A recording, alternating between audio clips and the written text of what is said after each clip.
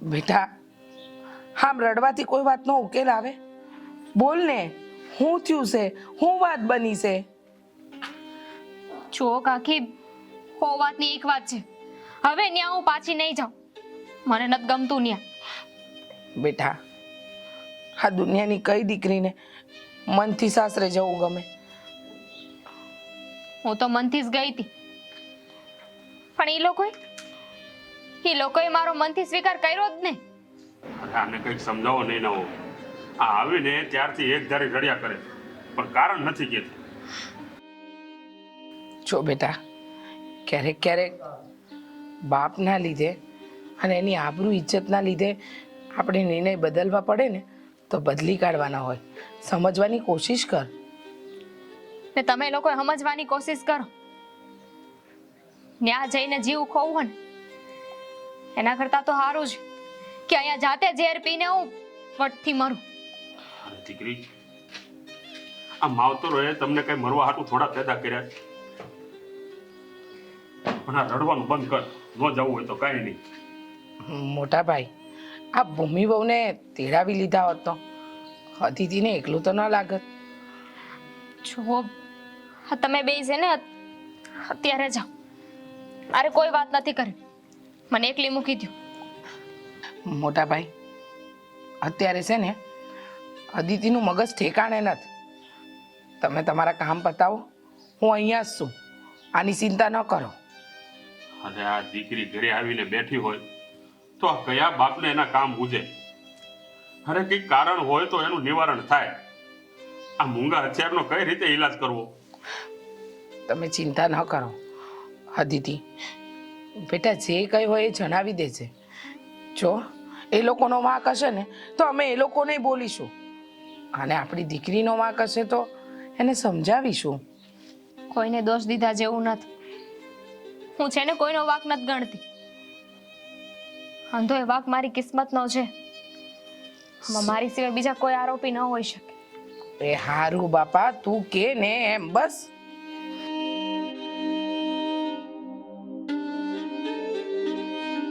મોટા ભાઈ, ફિકર ન કરો, બધું સરખું થઈ જાય.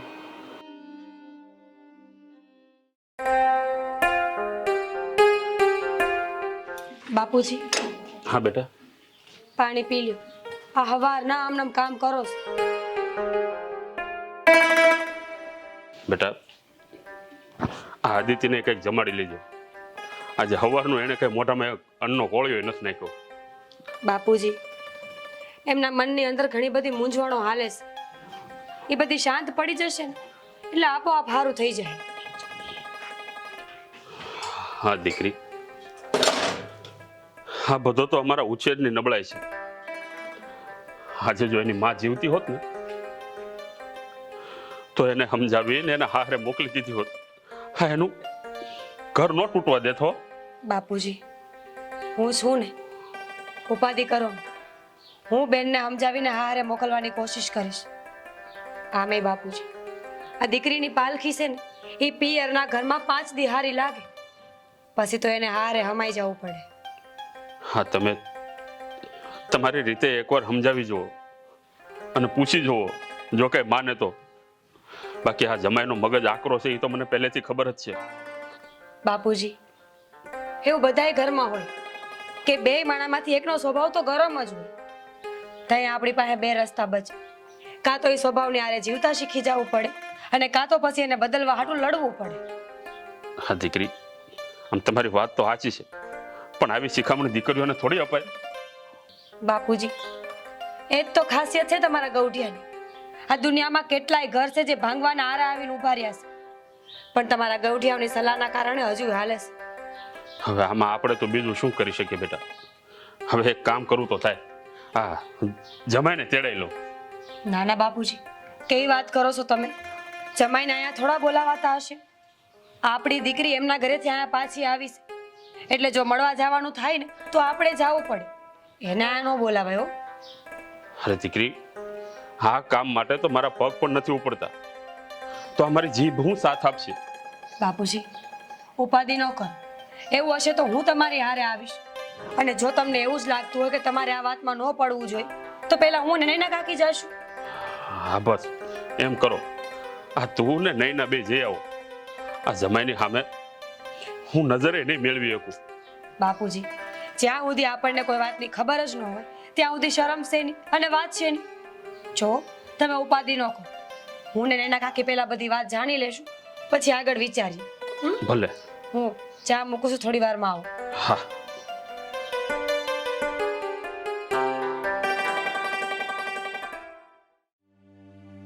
કેમ છો જમાઈ? મજામાં તો છો ને? મરેલાને પૂછો છો કે ઓક્સિજન જોશે કે કેમ? ના રે ના, એમ થોડી કઈ મરી જવાતું હશે, એટલે જ તો અમે અહીંયા આવ્યા છીએ. જમાઈ, માણાની જાત છીએ તો ભૂલ કોનાથી ન થતી હોય, અને જો અમારી ભૂલ હોય તો અમે તમારી માફી માંગીએ. ભૂલના પ્રશ્નો નથી નડતા, વટના પ્રશ્નો નડે છે. હું એ ઘર પરિવાર સાથે ચલાવીને હાલું છું. આ બધાને મારે જ સમજાવવાનું અને બધું મારે જ સમજવાનું. મને કોઈની આશા ન હોય કે મને કોઈ સમજે. હોય ને, કેમ નહીં? કોઈ આપણને સમજે એવું હોવું જ જોઈએ, કારણ કે પતિ પત્ની તો સંસારનો રથ છે, અને આમ અધવચ્ચે ગાડું રોકાઈ જાય એ તો ન હાલે ને. જમાઈ, અમે એમનામ ધક્કો નથી ખાધો.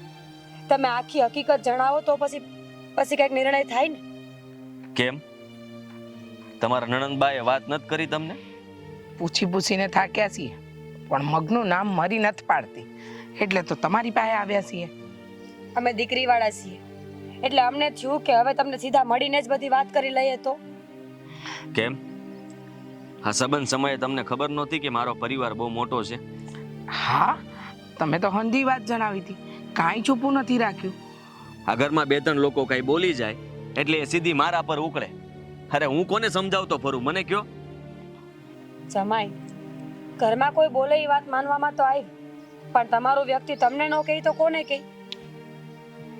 મારા વ્યક્તિને મેં આટલું જ કીધું તું કે તારે આ બધી વાત મને નહીં કરવાની, બસ આટલી જ વાત, અને ત્યાં આવી ગઈ. જુઓ જમાઈ, વાત આટલી હોય ને તો તમે ચિંતા ન કરો, અમે બધું છે ને સંભાળી લેવું. હા, એને સમજાવશું અને આ વાતની પતાવટ કરશું. હવે અમે નીકળીએ. જય શ્રી કૃષ્ણ.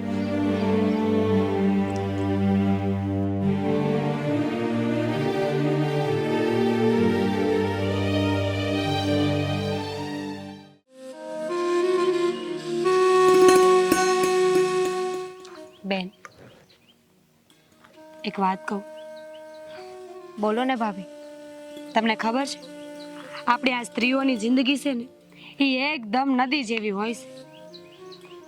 ભાભી, હવે આ નદીના પાણી હુકાઈ ગયા છે, એમાં ફરી પાણી ભરવાનો પ્રયાસ ન કરો. બેનબા, આ તડકો જો નદીને હુકાવી દે ને તો વરસાદમાં એટલી તાકાત છે કે ઈ ફરી વખત નદીને લીલીછમ કરી દે, ભરી દે પાણીથી. અને એવું એ કહેવાય છે કે અતિવૃષ્ટિ હારી નહીં, એ નદીને એની મર્યાદા તોડવા પર મજબૂર કરે છે. બેનબા, આ માં અને બાપ છે ને એ નદીના બે કિનારા જેવા હોય છે, નદીથી એકદમ દૂર, પણ નદીને કેટલી મર્યાદામાં રાખવી ને એ નક્કી કરે છે. મને લાગે છે કે આ નદીના કાંઠા છે ને એ નબળા પડી ગયા છે, જે નદીને હાજવીને બાંધી શકે એમ ન થવે. બેન, કિનારા ગમે એટલા નબળા પડી જાય ને તો એના લીસોટા નદીને હુકાવા નથી દેતા, કારણ કે એ નદીને પ્રેમ જ એટલો કરે છે કે નદીનું અસ્તિત્વ હંમેશા જાળવી રાખે. ભાભી, તમે ગમે તે કહો કે ગમે તે કરો, પણ હવે જો આ નદીના પાણી હુકાઈ જાય ને તો ઈ પોહાશે, પણ આ ખારા દરિયામાં પાછું નથી વળવું. બેનબા, એક વાત કહું? આ નદી એકવાર પહાડની વચ્ચેથી નીકળી જાય ને પછી પાછી ન વળી શકે.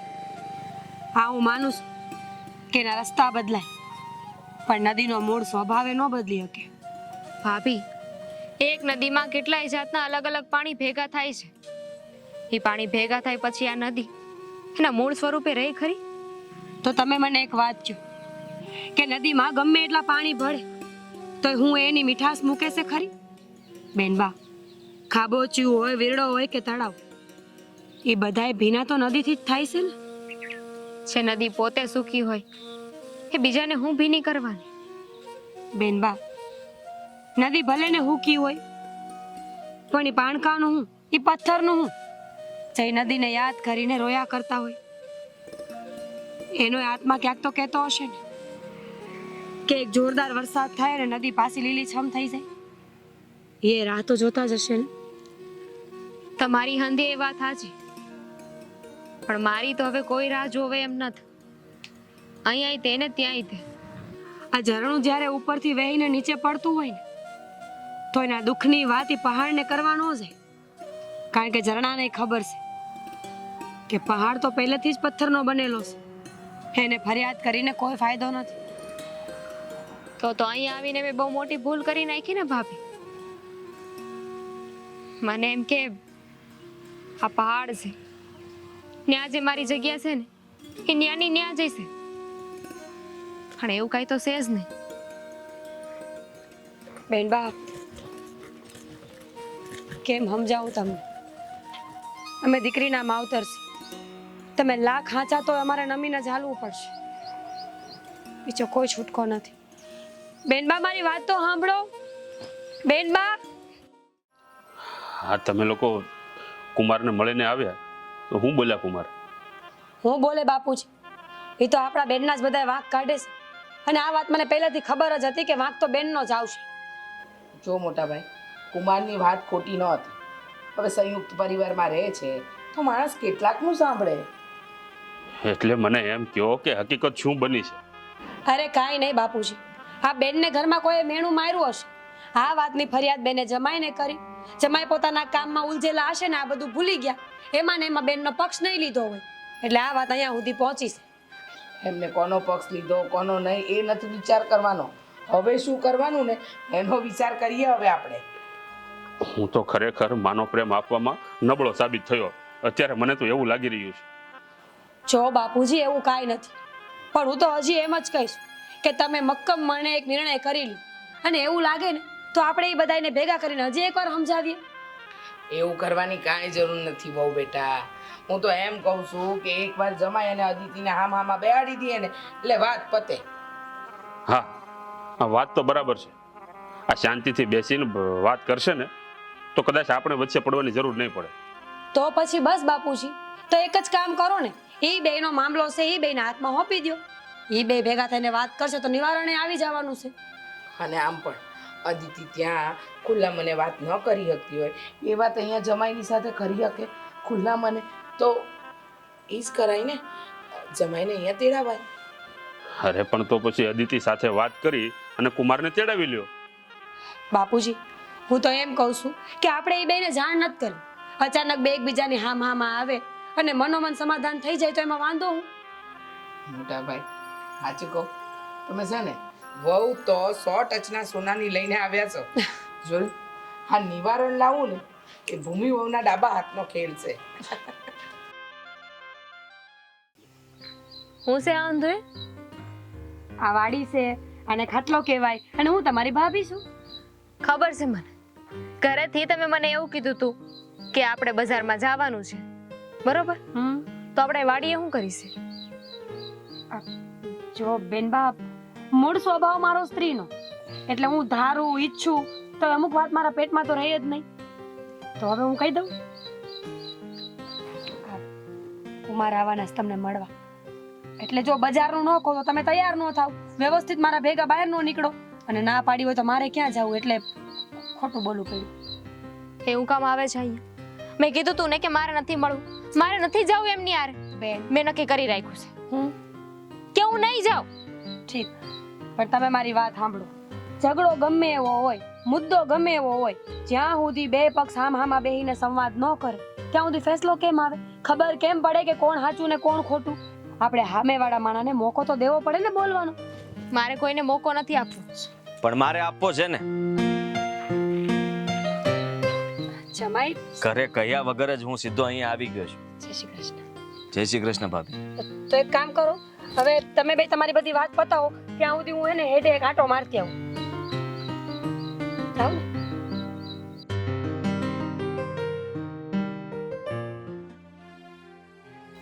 વાસણની આખી અભેરાઈ હોય, એમાં નાના મોટા બધા વાસણ એકબીજાના ટેકે હોય, એમાંથી એક વાસણ પડી જાય તો હાલત શું થાય? વિચાર તો કર. હા, હંધુએ મારે જ કેમ સમજવાનું? તમારા ઘરમાં બીજા કેમ ન સમજી શકે? કોઈ પણ વાત હોય ને કે કોઈ પણ વાક હોય એટલે તરત મારી માને વચ્ચે લાવે, તરત મારી મરેલી માનો વાક કાઢે. કોઈ એક બોલે ને એટલે અંધાઈ બોલવાનું ચાલુ કરી દે. તો ત્યારે તમારી જીભ કેમ સિવાય જાય? લોહી તો મારું ઉકળતું હોય, પણ વડીલોને માન આપવાના ચક્કરમાં જીભે તાળું મારવું પડે છે. તો ઈ ઘરમાં હું કોના ભરોસે રહું? કોના ઉપર વિશ્વાસ કરું? છે કોઈ ઈ ઘરમાં એવું કે જે મારો પક્ષ લે? તને એકને દુઃખ થયું અને તે આ પગલું ભર્યું, પણ ત્યાં આખું ઘર દુઃખી છે. તો તમે જ કેમ આવ્યા? ઈ ઘરમાંથી બીજું કોઈ મને મળવા કાં નો આવ્યું? મને મનાવવા કાં નો આવ્યું?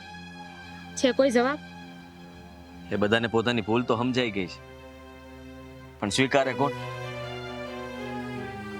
તારા ગયા પછી ઘરમાં સ્મશાન જેવી શાંતિ છે. અંધી કહેવાની વાત છે. જો ઈ ઘરમાં કોઈ મારું વિચારતું હોત ને તો ઈ લોકોને એટલો વિચાર તો આવ્યો હોય કે મારા બાપનું શું થાય? એક દીકરી જ્યારે એના માવતરે રિહાઈને પાછી વહી જાય તો એના બાપને ઊંઘ આવતી હશે કે નહીં? ત્યાં કોઈ આવું વિચાર્યું?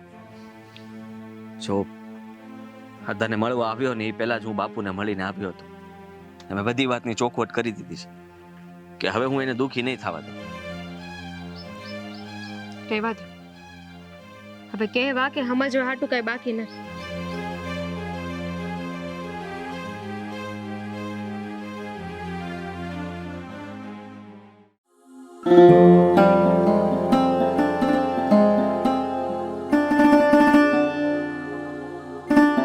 અરે મોટા ભાઈ, જમાઈ આવી ગયા. હા, બેસો. આવો, બેસ. મોટા ભાઈ, જમાઈ કેટલા સમજદાર છે. અદિતિને લેવા માટે એટલે કે એને મનાવવા આવી જ ગયા. આવ્યા કે તેડાવ્યા? અરે ભાઈ, આવ્યા કે તેડાવ્યા, વાત તો એક જ કરવાની છે ને. આ તમારી ઈ જ વાત મને નથી સમજાતી. હું જે સમજાવવા માંગુ છું ને ઈ તો સમજતા જ નથી. આ એમનું સોમાન ની સોમાન તો આપણું હું? બહુ બધું વિચારે છે તું તો. હા હા બેટા, અદિતિ બહુ નહીં વિચારવાનું બેટા. તું તો સમજદાર છો. જો આ તારી કાકી એકલી જ રહેશે ને, આમ મને ઘણી બધી તકલીફો પડતી હોય, પણ જિંદગીનું નામ છે સમાધાન હાથે જીવતા શીખી જવાનું. કાકી, આ હંધાઈની હાથે તમે જીવો તો છો ને, પણ ન્યા તો જીવવા ન દેવા માટેની તકલીફો રોજ ઊભી કરવામાં આવે છે. જો હું તને અલગ રહેવાની વ્યવસ્થા નહીં કરી આપું એ હું તને કહી દઉં છું. એ હું ઈચ્છતી નથી. આ સંયુક્ત કુટુંબ છે ને એ મને ખબર હતી અને એ મને સ્વીકાર્ય છે, પણ તમે એક વાતનો જવાબ આપો મને. અહીંયા મારે માં નથી એ વાતથી તમે લોકો અજાણ હતા? હા, એ વાત બધાને ખબર જ હતી. તો પછી આ વાતે ને વાતે મારી મરી ગયેલી માને વચ્ચે હુકમ લાવવામાં આવે છે. અંધી એ વાત, અંધે આરોપ મારી માં ઉપર કેમ? અરે દીકરી, આ બધું નાનું મોટું થોડુંક સાંભળી લેવાનું, આ બધું નહીં વિચારવાનું. બાપુ, આ તમને નાની વાત લાગતી હશે, પણ આ નાની વાત નથી. પત્નીને જ્યારે કોઈ ઉપાતી હોય, કોઈ તકલીફ હોય તો એના પતિ સિવાય બીજા કોને કહેવા જાય? મારા માટે તો મારું આ ઘરે પારખું અને એ ઘરે પારખું. હું જાઉં તો જાઉં ક્યાં? હવે આપણે આપણા ઘરે જઈએ. તને હવે કોઈ કાઈ નહીં કહે, બસ. હા કુમાર, આ તો અમારી પણ ફરિયાદ છે કે વાંક વગર અમારી દીકરીને કોઈ કંઈ ના કહે. વાંક હોય તો બે શબ્દ બોલી લેજો. હા જુઓ, અદિતિ સમજદાર અને ડાઈ છોકરી છે અમારી. આમ કઈ ઉચાપત કરે એમ નથી, સમજ્યા તમે?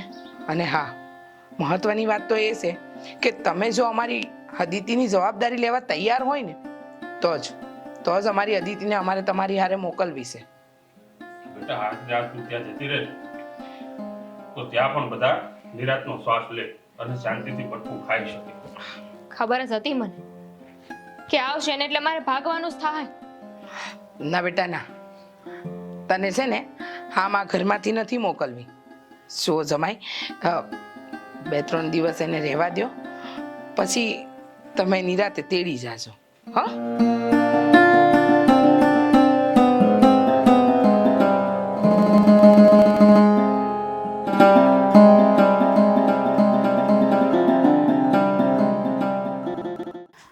સાચું કહું ભૂમિ બહુ, આમ જોવા જઈએ ને તો અદિતિની વાત એકદમ સાચી છે. કાકી, હું ઘરે નહોતી ત્યારે કઈ વાત થઈ છે? વિચાર કરો ને, મા વગર મોટી થયેલી છોકરી છે, એના મનમાં કેટલી બધી વસ્તુ ચાલતી હશે. અને ત્યારે પારકા ઘરે એને કોઈ બે શબ્દ કહી દે તો ક્યારેક એને ગુસ્સો આવે. કાકી, એ બધી વાત સાચી છે, પણ આપણે વાકમાં ન્યા આવ્યા ને કે એમણે ઘર છોડ્યું. તમે જ મને કહો કે આ સાચી રીત છે ઘર છોડવાની? કહેવા માટે આ યોગ્ય રીત નથી, પણ સમજવા માટે એકદમ યોગ્ય છે. એક મિનિટ, તો બેનબા એવું સમજે છે કે હું એમને ઘરની બહાર કાઢવા માંગુ છું? તમે નહીં, આપણે બધા એવું ઈચ્છીએ છીએ. કેવા સ્વાર્થી છીએ આપણે કે દીકરી એ બાપના ઘરનો ઉમરો ઓળંગ્યો અને એ આપણા માટે મહેમાન ગણાવવા માંડી. કાકી, આપણે નહીં, આખી દુનિયા સ્વાર્થી છે. દીકરી રીસામણે આવે એટલે કોઈને ગમતી નથી, પણ મહેમાન 2-3 દિવસમાં જતા રહીને એટલે બધાને ગમે છે. તમે બહુ સમજુ છો ભૂમિ બહુ. એક કામ કરજો, અદિતિને થોડા દિવસ આ ઘરમાં રહેવા દેજો. મને કોઈ વાંધો નથી કાકી, અદિતિ બેનને ફાવે ત્યાં સુધી રહે. પણ બાપુજી આ વાત માટે નહીં માને. એ પુરુષ છે અને પુરુષનું હંમેશા સ્વમાન ગવાય, પણ આપણે તો સ્ત્રી જાત છીએ. ઝેરના ઘૂંટડા ગળવાની આદત પહેલેથી પાડી જ દેવાની હોય. તો ઠીક છે કાકી, હવે બેન જ્યાં સુધી રોકાવા ઈચ્છતા હોય ને ત્યાં સુધી હું એક શબ્દ નહીં બોલું. એ એમ કહેશે ને કે મારે જાવું છે ત્યારે જ મોકલીશું. અને આમ જોવા જાય તો તમારી વાત કઈ ખોટી નથી. જો દીકરીને માવતર જ ન સમજે તો બીજું કોણ સમજે?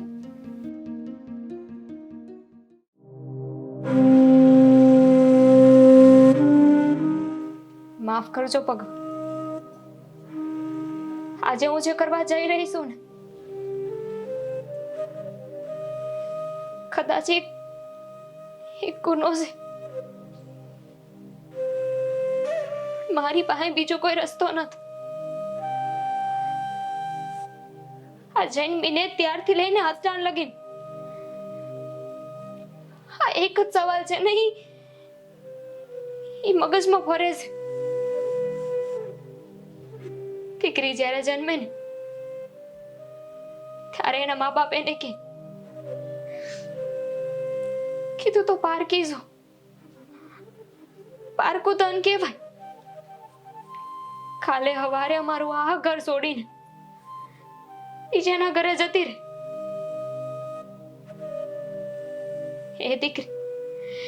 એ દીકરી લગ્ન કરીને એને સાસરીએ જાય ને તો ન્યાય થી એને એ સાંભળવાનું હોય છે કે એ સમજવાની. એને ન ખબર પડે. એ તો પારકા ઘરેથી આવી છે, આપણી પોતાની થોડી છે. ભગવાનજી, આ એક વાતનો જવાબ હજુ સુધી મને નથી મળ્યો કે મારું ઘર છે તો મારું સાચું ઘર કયું છે? ના પિયર કે ના સાસરિયું.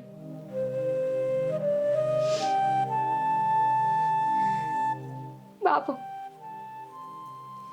મને માફ કરજો.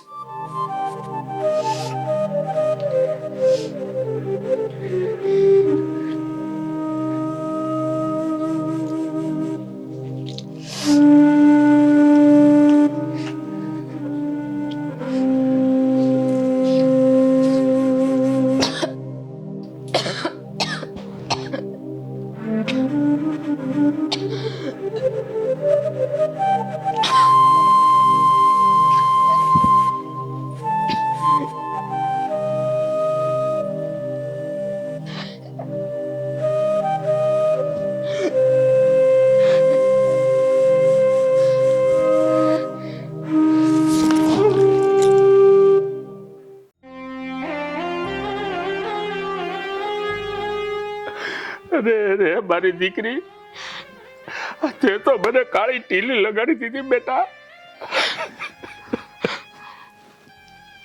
ના ભાઈ ના, આમાં તમારો કોઈ વાંક નથી. વાંક મારો છે. મેં જ રોકી રાખી. જો આજે જમાઈ ભેગી મોકલી દીધી હોત તો તો આપણી અદિતિ આપણી વચ્ચે હોત. બાપુજી,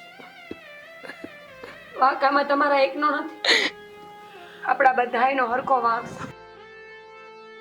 વિચારવા જેવી વાત છે કે દીકરી ક્યાં જાય. માં એમ કહે તું પારકી, ભોજા એમ કહે કે તું પારકી, અને હારે જાય તો હાહુ એક જ વાત કરે કે તું પારકા ઘરની છે. તો સ્ત્રીનું ઘર કયું બાપુજી? એ ક્યાં જાય? આ દુનિયાના નિયમ કેમ તોડવા દીકરી? મારો તો લાડ ખજાનો લૂંટાઈ ગયો.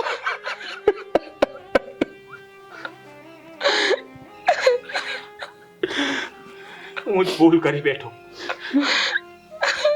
તને ના સમજીને. અરે તે તો ફક્ત તારો પક્ષ રાખવા માટેની ઈચ્છા રાખી હતી, અને એ હું ના પૂરી કરી શક્યો. જમાઈ, તમે એક નાની અમથી વાત ન સમજી એક જરા વિચાર તો કરો. એક સ્ત્રી જ્યારે પરણીને હારે જાય ને તો પોતાનું આખું અસ્તિત્વ બીજાને સોંપી દેતી હોય છે. એ ઘરના રીત રિવાજમાં ઢળવા હાટું આખી જિંદગી મહેનત કરે, અને આ તો મેણાનો માર છે જમાઈ. જો ન લાગે ને તો પહાડ જેવડું ન લાગે, પણ જો લાગે ને તો ટાચણી જેવું એ લાગી જાય. કહેવાય છે ને કે ડુસકાનો દરિયો ઉછળે ને તો એનો અવાજ કોઈને ન સંભળાતો. અમારી આદિતિ ઘણું બધું મનમાં સમાવીને બેઠી હતી, એટલે સાચે આપણી વચ્ચે નથી.